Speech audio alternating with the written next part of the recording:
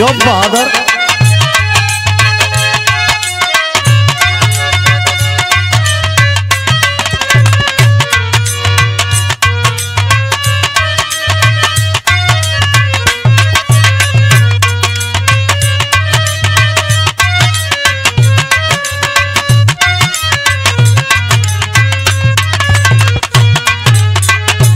क्या बात है, क्या बात है।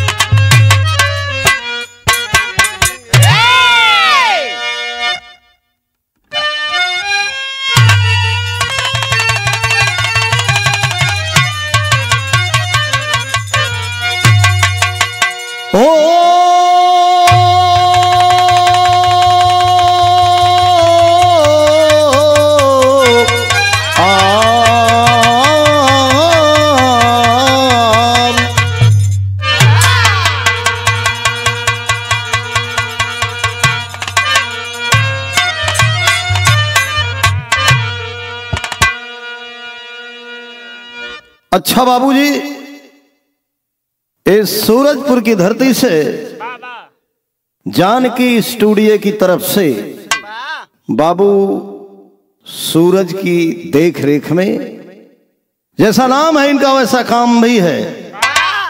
ये प्रसंग है महाभारत के अंत से जो विरहा जा रही है। कुछ लोग सुने होंगे, कुछ लोग नहीं सुने होंगे। ये बड़ा ही मार्मिक, हृदय स्पर्शी और रहस्यात्मक है। महाभारत को समाप्त हुए 5 दिन हुए थे। पूरे राजप्रसाद में कोहराम मचा हुआ था।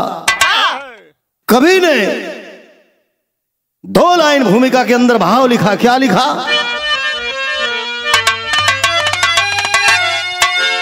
काल भी चल पड़ा था महाधाम पे, थम गई सुर के नालों की टापे प्रबल, शून्यता रो रही जंग मैदान में, पीरता करती चित्कार होकर विकल, तो हस्तियां मिट गई शोक संतप्त है, कि आज हस्ती से अपने जगाए कोई, आज करुणा खड़ी कारुणिक द्वार पर, एक नई जिंदगी दिल में लाए कोई।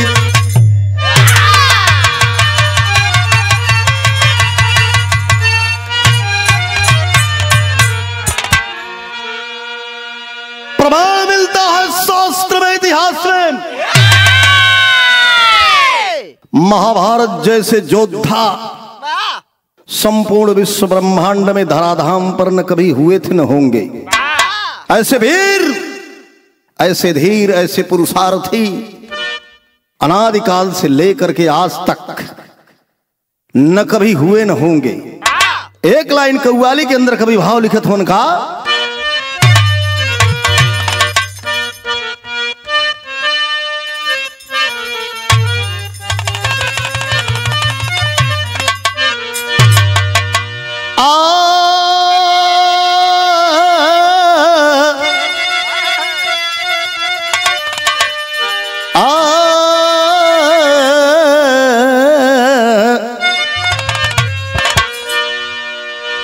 किसी मासूक ने आवाज दिया कि आप जिनके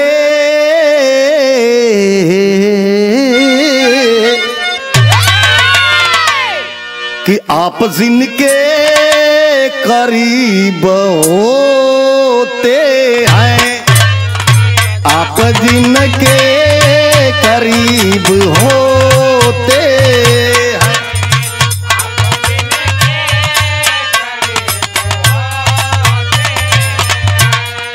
वो बड़े खुश नसीब होते हैं,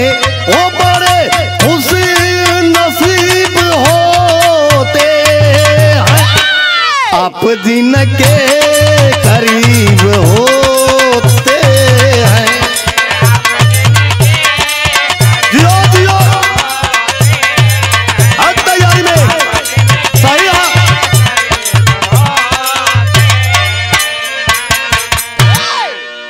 देवता संत जोगी पुजारी ऋषि महर्षि दानवी तपस्वी आचार्य कृपाचार्य जो कोई भी हो, इस धरती का नाम है मृतलोक।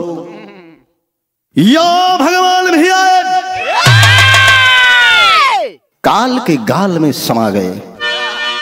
इसलिए कर्म के अनुसार कवि ने पुरुषार्थ के विषय में बात लिखा है क्या कि लिखा लीला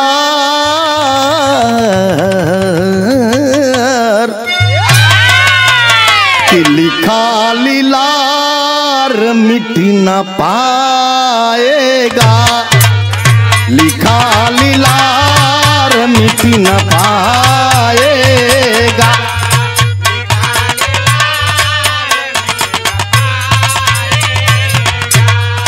किया कर्म जो ऐसा पाएगा, किया कर्म जो ऐसा पाएगा, लिखा लीलार मिट न पाएगा।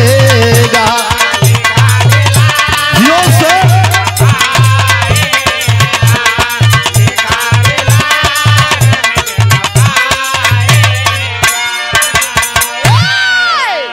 हर व्यक्ति के विषय में कवि ने चिंतन किया है। जो जैसा इस धराधाम पे कर्म करता है उसके अनुसार उसके फल का लेखा जोखा होता है। महाभारत एक ऐसा ग्रंथ है जो जीवन के पुरुषार्थ को दर्शाता है। महाभारत को समाप्त हुए 5 दिन हुए थे। भगवान मधुसूदन, भगवान कृष्ण अर्जुन के पास पहुंचते हैं। कल अर्जुन सामाजिक समरसता के तहत, इस पारंपरिक सनातनी परंपरा के तहत हमारा यह उत्तरदायित्व बनता है कि हम चलें। तात धृतराष्ट्र को ढाढ़क बधाने की पारी आ गई है। कैलन का भगवान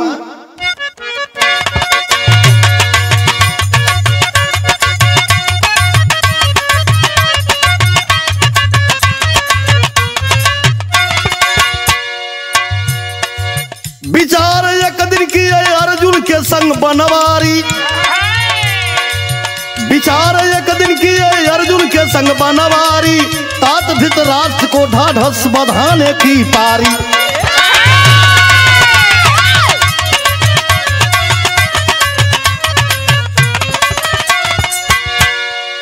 जंगे मैदान में,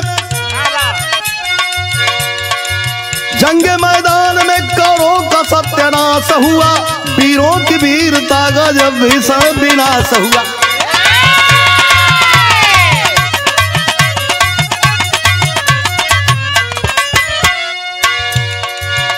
5 दिन बीते थे, महाभारत को समाप्त हुए। 5 पांडव बचे, 100 कौरव मार दिए गए। भगवान कृष्ण अर्जुन के साथ चलते हैं। तात धृतराष्ट्र को सांत्वना देने के लिए, बाबूजी पूरे हस्तिनापुर का माहौल क्या है, कवि लिखते हैं। राजप्रसाद में, राजप्रसाद में कोहराम मचा भारी है, बिलखती नारियां चित्कार हुआ जारी है।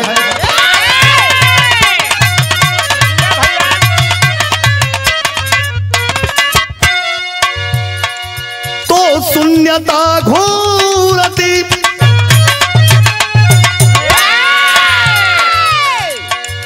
शून्यता घूरती अमरत्व की अमराई में, बीतती जिंदगी है आज अब खुदाई में।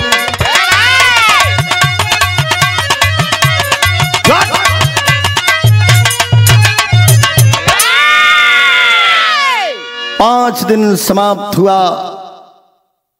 धृतराष्ट्र रो रहे हैं, सोच रहे हैं मैंने ऐसा क्या कर्म कर दिया कि मेरे 100 के 100 पुत्र मारे गए, पांडव 5 सब बच गए।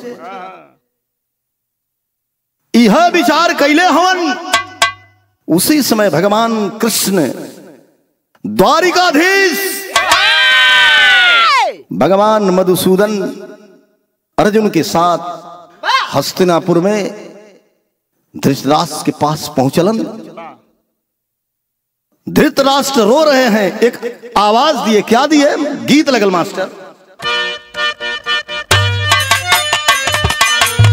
बाबा बाबा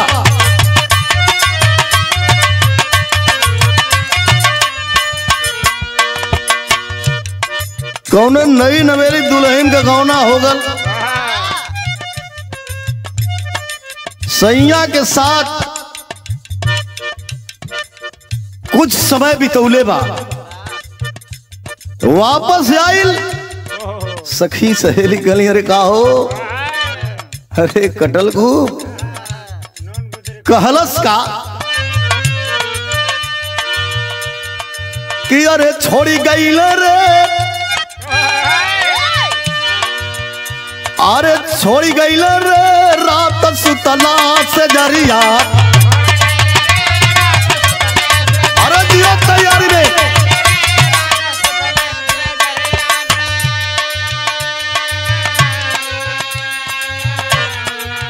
देवघर बाबा के बड़ा गोहरवली,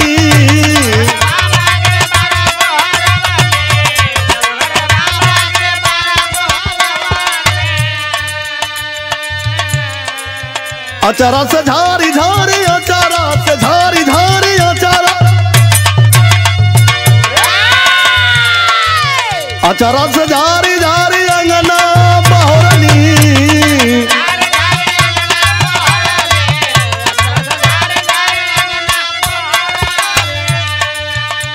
और कोची कली के मरोर गई रात सुतला सजरिया पे छोड़ गई रे रात सुतला सजरिया।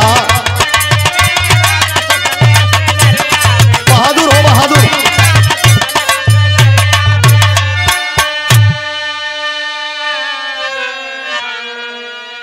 भगवान माधव पहुंचलन धृतराष्ट्र के पास।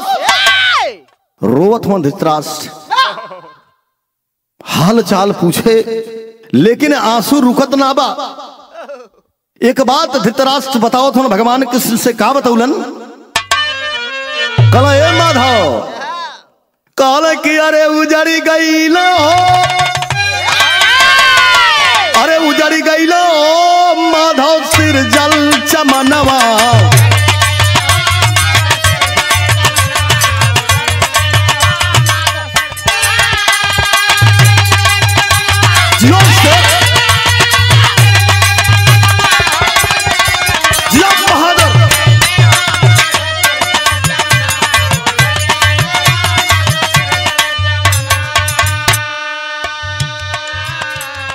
धृतराष्ट्र बताए,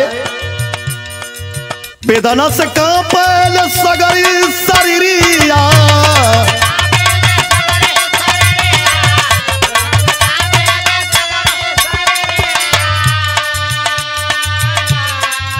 काहे विधाता, काहे विधाता, काहे विधाता,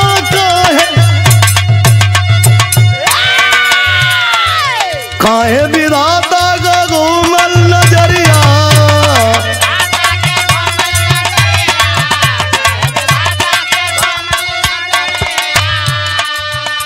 अरे कौन करन मरल सो गोल ललनवा उजरी गईलो मदर सिर जल।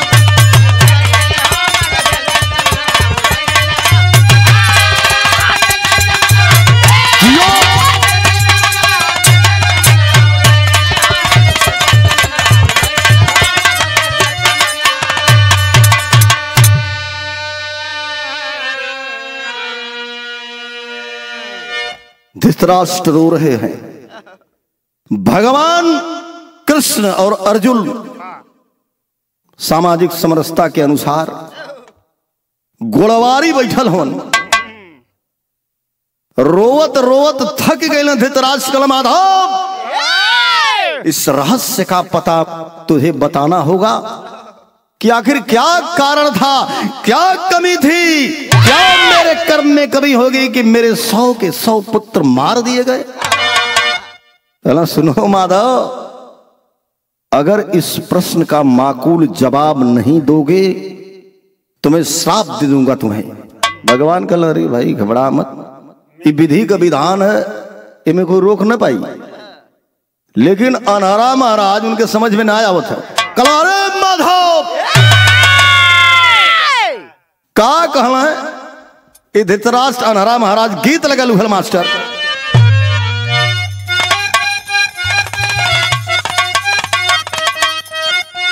वाह वाह वाह वाह। कौनो मेहरारू का मर्द मिलिट्री में भर्ती होगा, वो जाके सीमा पर मार चौका मार छक्का, अयर मेहरारू का हालत का खलस में दूल्हा कि पलटनिया में दूल्हा, अरे भाई ना भारत जोतावैया बिना खेतावा, अरे जोतावैया बिना खेतावा, अरे परल पारती हो जोता वैया बिना खेतावा।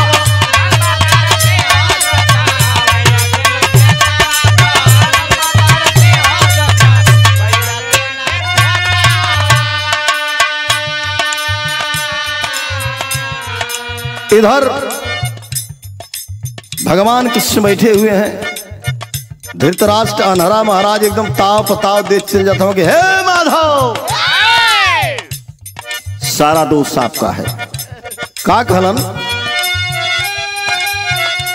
हालांकि अरे बगिया में अगिया, अरे लगाई दे आलाए माधव, ए माधव सिंचल चमनवा, अरे उजारी दे आलाए माधव सिंचल चमनवा।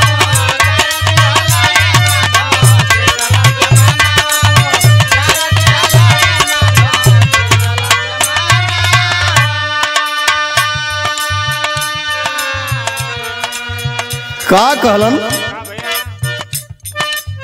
कैला समरिया, कैला समरिया में भारी धोखे बजिया,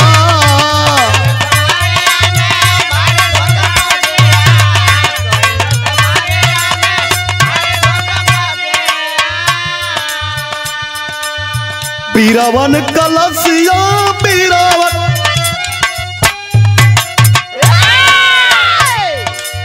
बीरावन कलसिया गिरला चारोवरिया,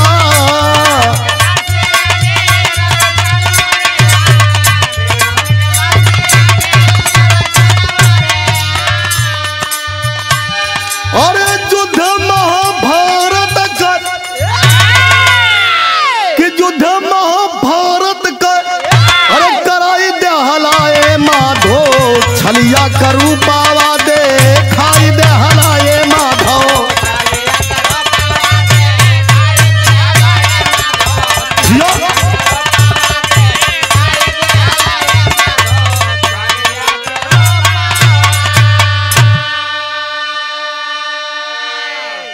मित्रों, भगवान कृष्ण के एकदम डटले पर डटले चल जाते हैं। धृतराष्ट्र महाराज कल माधव कुल झगड़ा गजर तुम्हें हवा, छल के बल बल महाभारत को समाप्त करने वाले माधव, अगर इस रहस्य से पर्दा नहीं उठता है तो मैं ऐसा श्राप दूंगा कि कई जन्म तक कहीं स्थान नहीं मिलेगा माधव। भगवान कहला कि घबरा मत, तो धीरज रखा। कहला क्या धीरज रखूं? कहला कर्म के अनुसार फल मिलता है। एक प्रमाण मिलता है कि धृतराष्ट्र जब भी इस धराधाम पे जन्म लेते थे राजा ही बनते थे। कौनो ऐसा राजा है कि धरती पे जो उनकी जन्म ले तो प्रजा हो दुनिया। लेकिन धृतराष्ट्र प्रमाण मिलता है शास्त्र में कि धृतराष्ट्र एक ऐसे व्यक्ति थे कि जब ये धरती पर जन्म ले तो राजा जरूर बने। और इस बार जब उन्होंने जन्म लिया तो राजा धृतराष्ट्र के रूप में परिणति हुए। भगवान कहला कि तनी पीछे जा, कहला मतलब कहला कि आप पीछे चले जाइए, पिछले जन्म का देखा का हिसाब किताब हो। गीत उहे लगल बाबू कि यार पनिया भरा न गईली कि यार बाबा के सगारावा, अरे बाबा के सगारावा ए माई, अरे कागा ले गई झूलानी गमरैया ले गई हा, हे माई कागा ले गई।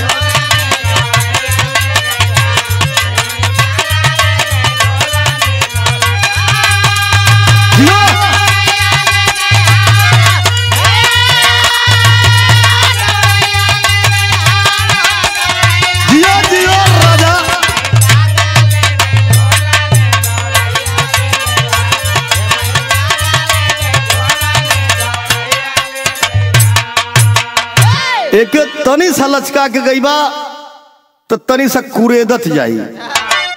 कैसे कि के करी अंगनावा फूल कि अरे चंपयो चमेलिया, अरे चंपयो चमेलिया गोरी हो, अरे के करी अंगना फूले अन्य बुलारा सगार गोरी हो, के करी अंगना फूले सया।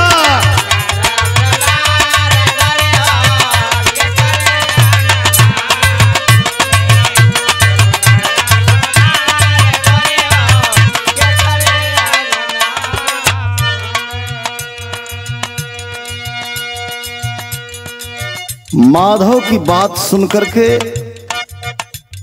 धृतराष्ट्र सोच में पड़ गए। वही समैया भगवान एक बात कहलन का धृतराष्ट्र से कि भूप की बचनिया सुन के अरे बोले सारा कारो की, अरे देहाला जनमवा रजऊ, देहाला जनमवा रजऊ, सहजे में बिगारो की, दिहाला जनमवा रजऊ।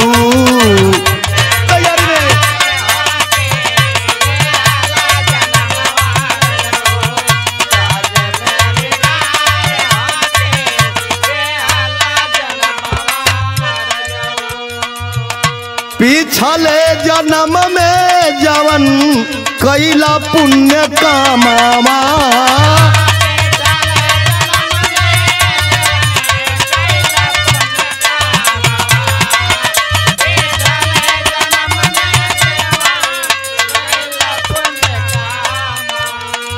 लेकिन एक भूल भैली सोचा अपने माना,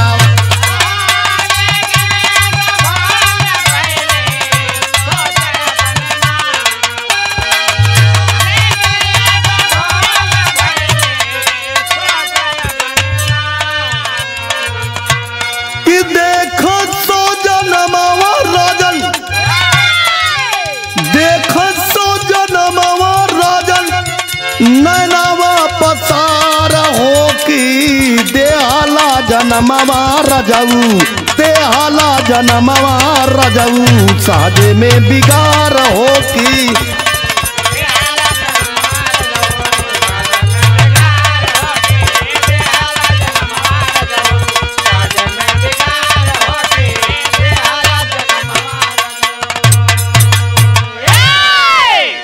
भगवान ने कहा कि पिछले जन्म में देखो धृतराष्ट्र 1 जन्म 2 जन्म 20 जन्म 30 जन्म 50 जन्म 100 जन्म पीछे चले गए।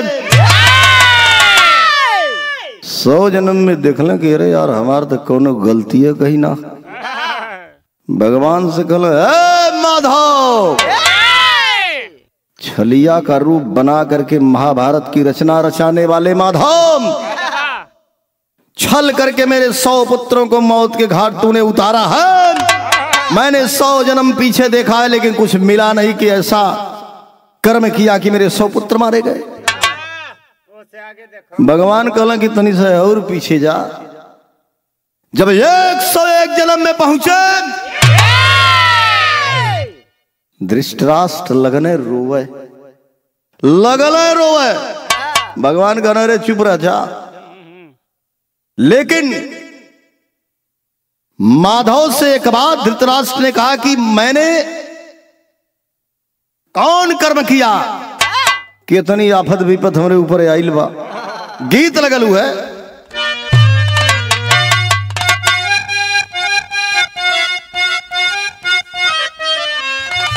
कहे कि और झूला दिया का गुदावा और टूटल राजा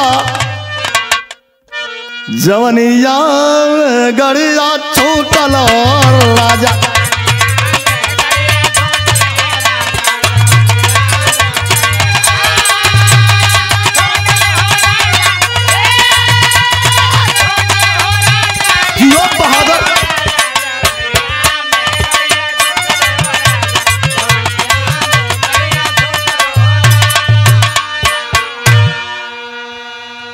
धृतराष्ट्र माधव को संदेश देते हुए कहे, क्या कहलन कि कहे भगवान से और जताई माधव, अब विपतिया कहवा से आइल ये माधव, विपतिया कहवा से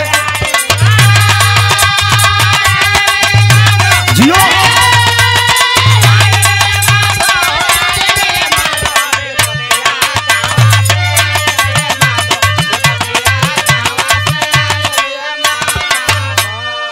बतावत हवन, अरे कुछ ना बिगड़ली बीतल 100 जन्मवा, अरे पिछवा का इतिहास लऊ कैसा मना।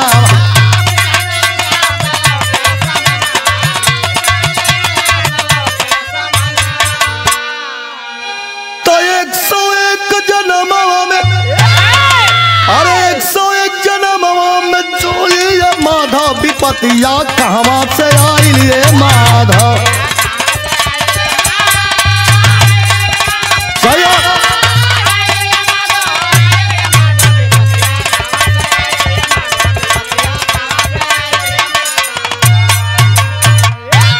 मित्रों, धृतराष्ट्र ने कहा कि 100 जन्म तक मैंने पीछे देखा, लेकिन मेरा इतिहास स्वर्ण अक्षरों में अंकित दिखाई देता है।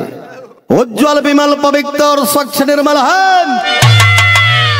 तनी से और पीछे जा। 101 जन्म में जब गैलन धृतराष्ट्र लगल छछपाती देखे रोवे।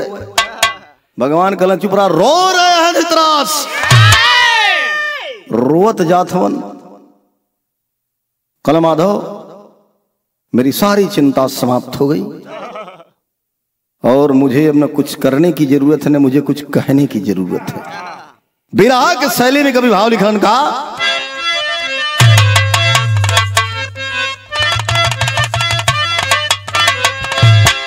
कि नजरिया, अरे नजरिया, अरे नजरिया बरसा बन के बदरी, अरे बिकल हो गए भूप सागर में उठा लहरिया।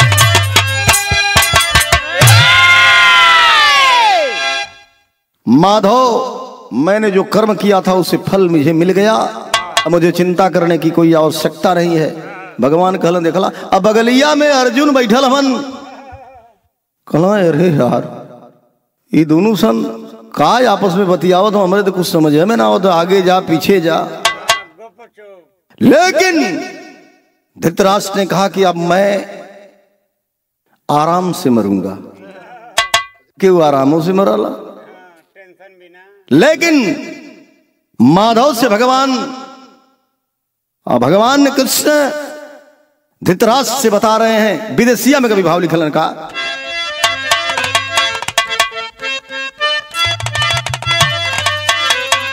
कह कि अब रोवा भूप ज्ञानी भगवान के समानामा हो।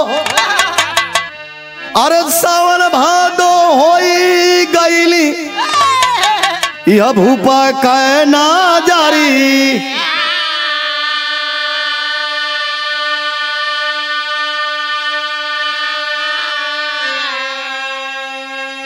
अरे कैली करम वह फल हम के मिली गई।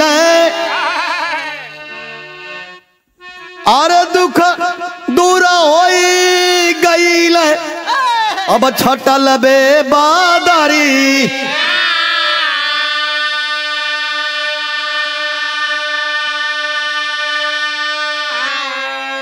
तो कहे भेदावा के बाती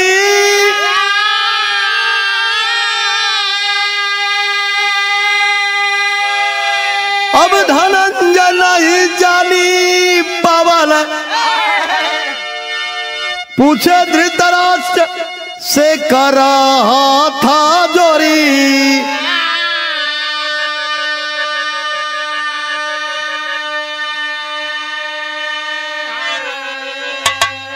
बगल में बैठे हुए अर्जुन अनुराग के प्रतीक कुछ बात समझ में नहीं आई। हाथ जोड़ करके खड़े हो गए चाचा धृतराष्ट्र के सामने। कहें चाचा जी आप और द्वारिकाधीश दोनों लोग क्या क्या बात किए हैं आगे पीछे, मैं कुछ समझ नहीं पाया। कृपा करके आप मुझे कृतार्थ करिए। पहपट में भाव कवि लिखलन का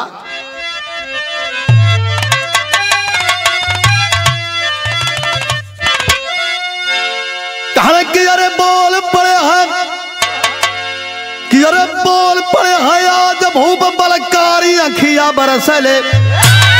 अरे अर्जुन से बोले हैं तौले बारी अखिया बरसले।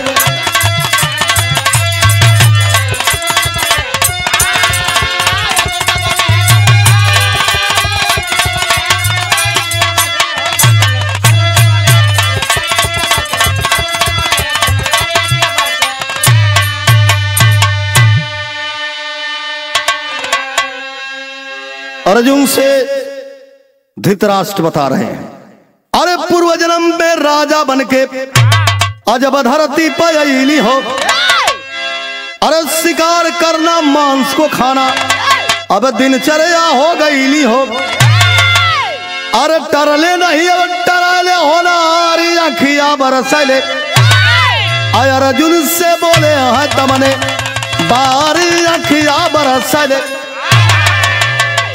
मित्रों कौन जवन होनहारी है बाबू टरे वाली ना है। अर्जुन हाथ जोड़ करके खड़े हैं। धृतराष्ट्र बता रहे कि बाबू एक बार एक सब एक जन्म में जब मैं काशी में राजा के रूप में जन्म लिया, नित्य का कर्म था शिकार करना मांस को खाना। ऐसी मेरी दिनचर्या बन गई कि एक दिन भी बिना मांस के मैं नहीं रहता था। एक दिन शिकार करने गया, शिकार मिला नहीं। रसोइयों को आदेश दिया कि जाओ कहीं से मांस का इंतजाम करो। रसोइयों ने किया क्या बाबू, आल्हा के अंदर कभी भाव लिख लेना।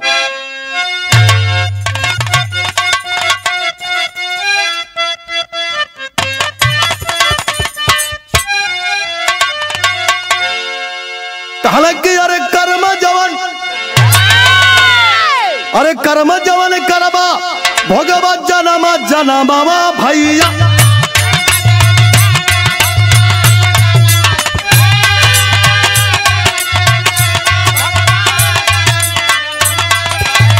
कर्मवा का लेखा जोखा लिखा है भगवान।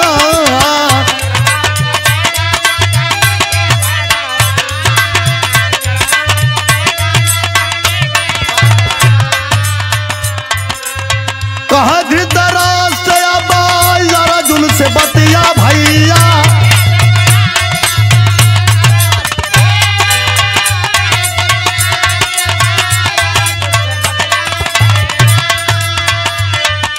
जिहवा का स्वाद हमके देहला हो बिगाड़।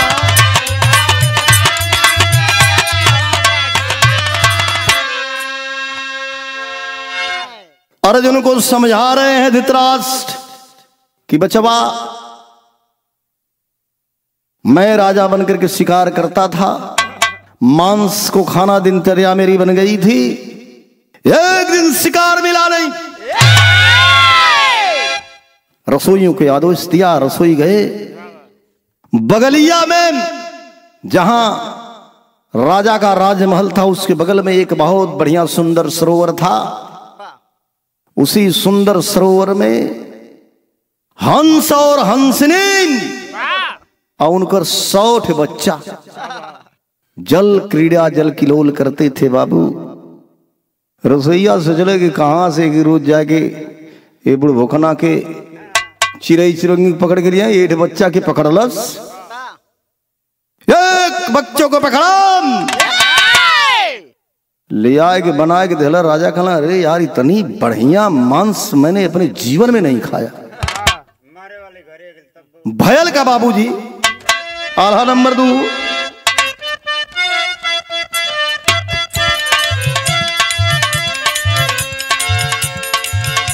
अब रोज रोज ऐसा मासा हम के खियाई।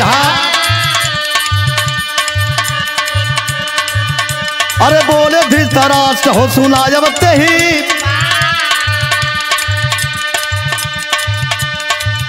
अरे सरोवर में रहना हंस हंसिनी का बच्चावा,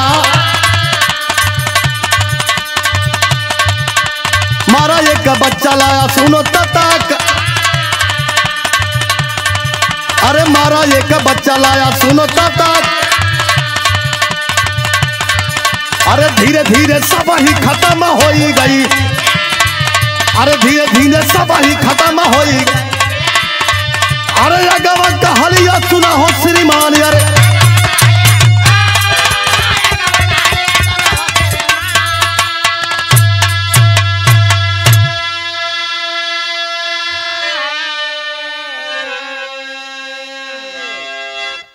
एक एक करके बच्चों को मारना शुरू किया। 100 दिन में 100 बच्चे समाप्त।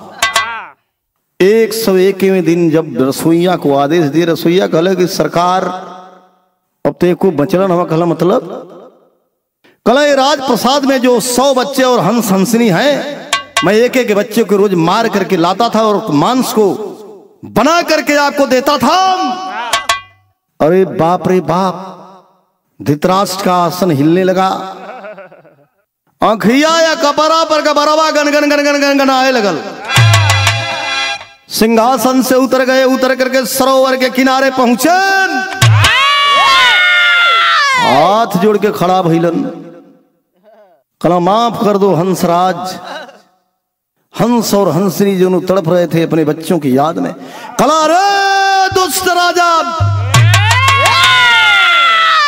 जिस प्रकार से मैं अपने 100 पुत्रों के वियोग में अपने प्राण का परित्याग कर रहे हैं, वही तरीका से तुहार 100 लड़का मरी है, उन्होंने के शोक में तो हूं। श्राप दे दिए।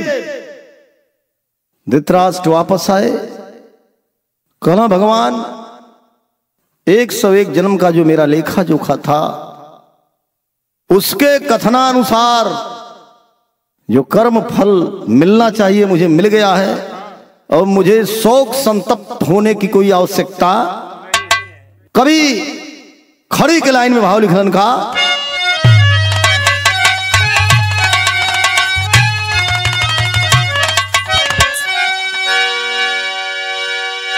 बगलिया में अर्जुन खड़ा हो, उनके संदेश देशवा का कि कहो अर्जुन से बातिया कि अरे जताई रावा अत देहल दोनों प्राणी जानवा गवाई रावा।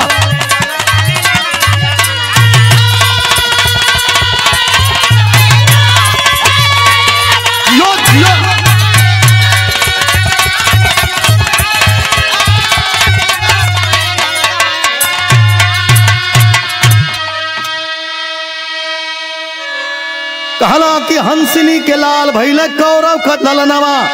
अरे इतना कहो तो उड़ गई परनावा।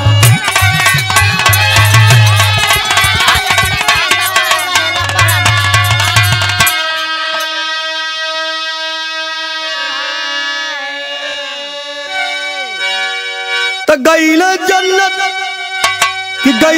जन्नत की नगरिया समाई हीरा वाता ध्यान दोनों प्राणी जानवा गवाई हीरा। यो जियो जियो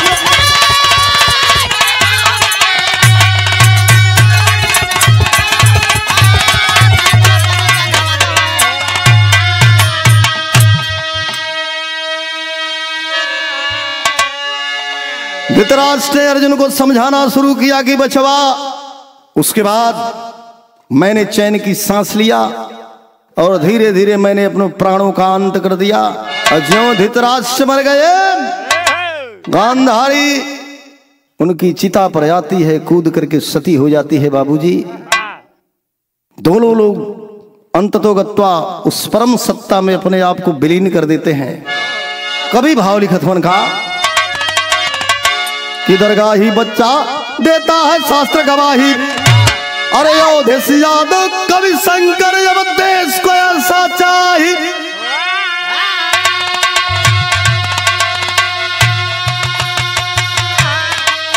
और नजरिया बरसा बन के बदरी तो यादव हरिश्चंद्र बजरंगी के पुजरिया। नजरिया बरसे बन के बदरी